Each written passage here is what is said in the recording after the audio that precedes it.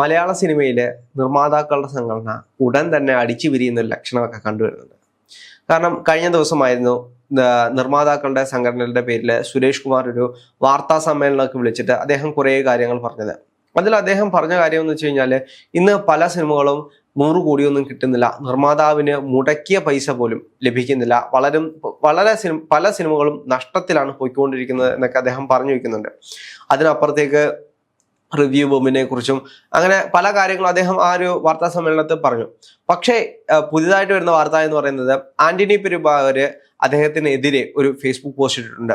സുരേഷ് കുമാർ ആരാണ് ഒറ്റയ്ക്ക് പോയി അവിടെ നിന്ന് സമരമൊക്കെ പ്രഖ്യാപിക്കാൻ എന്നാണ് ആന്റണി പെരുമ്പാവൂർ ചോദിച്ചിട്ടുള്ളത്. അദ്ദേഹം ചോദിക്കുന്ന ഒരു കാര്യം എന്ന് പറയുന്നത്, അദ്ദേഹം സുരേഷ് കുമാർ ആ വാർത്താ സമ്മേളനത്തിൽ ഇരുന്ന് പറയുന്നുണ്ടായിരുന്നു എമ്പുരാന് ഇത്ര കളക്ഷൻ ഉണ്ട്, അല്ലെങ്കിൽ കളക്ഷൻ അല്ല എമ്പുരാന് ഇത്ര കോടിയാണ് ചിലവ് എന്നെല്ലാം അദ്ദേഹം പറഞ്ഞു വെക്കുന്നുണ്ടായിരുന്നു.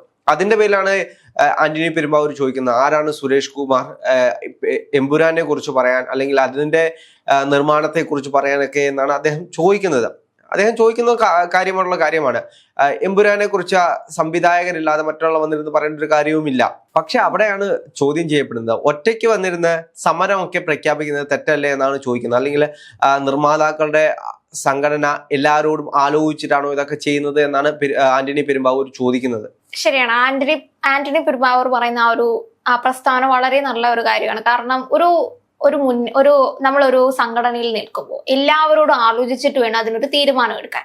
അല്ലെങ്കിൽ കുറച്ച് ആൾക്കാരെ കൂട്ടിയിട്ട് ഞങ്ങളുടെ സിനിമകളൊക്കെ പരാജയപ്പെടും, അതിന് ഇത്തരം കാര്യങ്ങളുണ്ട് എന്ന് പറഞ്ഞ് വാർത്താ സമ്മേളനം നടത്തുന്ന പ്രശ്നമില്ല. പക്ഷെ ഒരു സിനിമാ സംഘടനയില് നിർമ്മാതാക്കളുടെ സംഘടന മുഴുവൻ എടുത്ത് പറയണമെന്നുണ്ടെങ്കിൽ അവരോടുകൂടെ ആലോചിക്കണ്ടേ?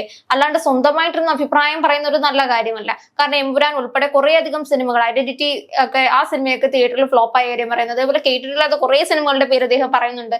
ഇതൊക്കെ ഫ്ലോപ്പ് ആവാൻ കാരണം എന്ന് പറയുന്നത് അദ്ദേഹം മുന്നോട്ട് വെക്കുന്നത് ഒന്ന് സ്റ്റാർ വാല്യൂ, അവർക്ക് പൈസ കൊടുത്തു കഴിഞ്ഞിട്ടും പിന്നെ ടെക്നിക്കൽ ആ ഒരു കാര്യങ്ങൾക്കൊക്കെ പൈസ കൊടുത്തു കഴിയുമ്പോഴത്തേക്കും നിർമ്മാതാവിനൊന്നും കിട്ടുന്നില്ല. അതിനുശേഷം പറയുന്ന ഒരു കാര്യം എന്ന് പറയുന്നത് റിവ്യൂ ബൂമിങ്, ഇതൊക്കെ കൊണ്ട് ഞങ്ങളുടെ സിനിമയൊക്കെ പോകുന്നു, നിർമ്മാതാക്കൾക്ക് അങ്ങോട്ട് മുടക്കുന്നതൊന്നും കിട്ടുന്നില്ല. എന്നിട്ട് അതിന്റെ കൂട്ടത്തെ എക്സാമ്പിൾ ആയിട്ട് എടുത്ത് വെക്കുന്നതായിരിക്കാം എമ്പുരാന്റെ കാര്യം. 144 കോടി മുടക്കുന്നത് ടെക്നിക്കലിന് മാത്രമാണ് മുടക്കിയിട്ടുള്ളത്. അതിൽ സംവിധായകനായ പൃഥ്വിരാജിന് കൊടുത്തിട്ടില്ല, അല്ലെങ്കിൽ മോഹൻലാലിന്റെ ആ പുള്ളിയുടെ പ്രൈസ് ഒന്നും കൊടുത്തിട്ടില്ല.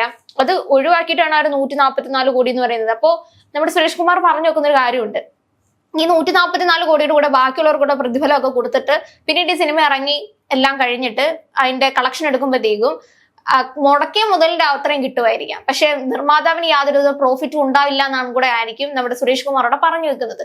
അത് കൃത്യമായിട്ട് ആ ഒരു നിർമ്മാതാവിനോട് ആലോചിക്കാതെ പറയുന്നത് മോശമായിട്ടുള്ള ഒരു കാര്യം തന്നെയാണ്.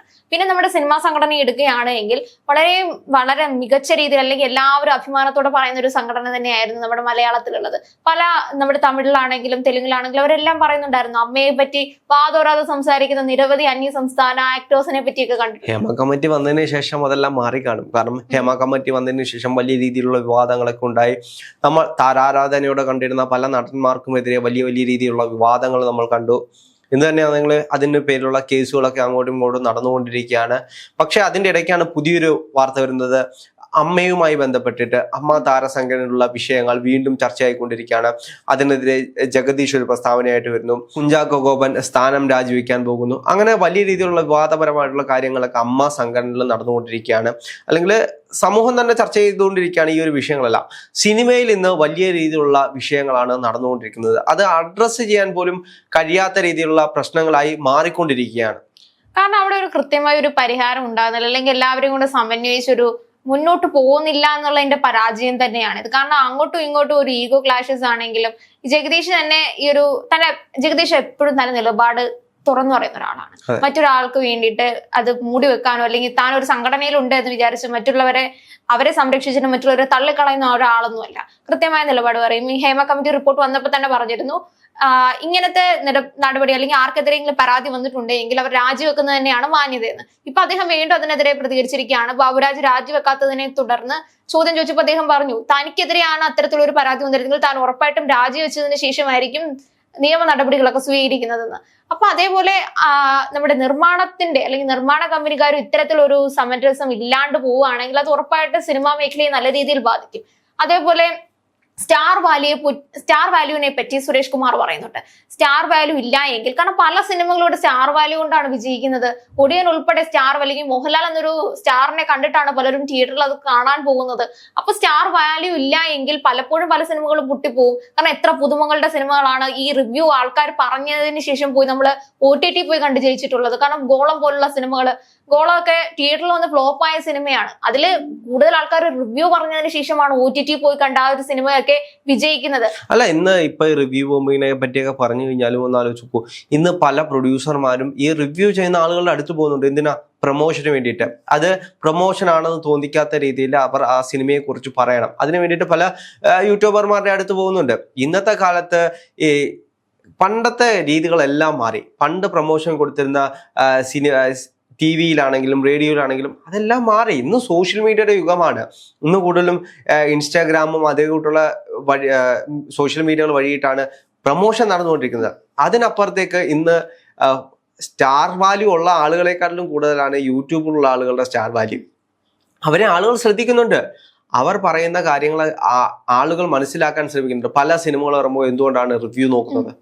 ആ റിവ്യൂ നോക്കുമ്പോൾ ഒന്നോ രണ്ടോ ആളുകളുടെ റിവ്യൂ നോക്കുമ്പോൾ നമുക്ക് മനസ്സിലാവും ആ സിനിമ എങ്ങനെയാണ്, നല്ലതാണോ, നമുക്ക് പോയി തിയേറ്ററിൽ പോയിരുന്ന് കാണാൻ പറ്റിയതാണോ, അല്ലെങ്കിൽ നമ്മുടെ പൈസ കൊണ്ട് നമ്മൾ കൊടുക്കുമ്പോൾ ആ പൈസയ്ക്ക് വിലയുള്ളൊരു സിനിമയാണോ എന്ന് പലപ്പോഴും നമ്മൾ അന്വേഷിച്ചിട്ടായിരിക്കും പോകുന്നത്. ഞാനൊരു സിനിമ കാണാൻ പോവുകയാണെങ്കിൽ ഞാൻ എൻ്റെ ഒരു മാസത്തെ ശമ്പളമൊക്കെ കിട്ടിയിട്ട് ആ ശമ്പളത്തിൻ്റെ ഒരു വിഹിതം എടുത്തിട്ടായിരിക്കും ഞാൻ സിനിമ കാണാൻ പോകുന്നത്. അപ്പം ഞാൻ ആ കൊടുക്കുന്ന പൈസയ്ക്ക് പറ്റിയൊരു ഔട്ട്പുട്ട് എനിക്ക് കിട്ടണ്ടേ, അല്ലെങ്കിൽ എനിക്ക് നല്ലൊരു സിനിമ കാണാൻ കഴിയണ്ടേ?